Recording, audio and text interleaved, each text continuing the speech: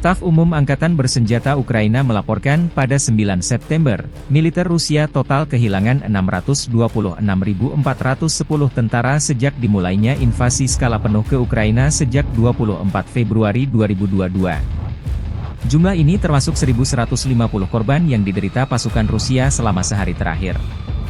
Menurut laporan tersebut, pasukan Vladimir Putin juga total kehilangan 8.639 tank, 16.906 kendaraan tempur lapis baja, 24.262 kendaraan dan tangki bahan bakar, 17.830 sistem artileri, 1.180 sistem roket peluncur ganda, 942 sistem pertahanan udara, 368 pesawat terbang, 328 helikopter, 14.897 pesawat tanpa awak, 28 kapal dan perahu, dan 1 kapal selam.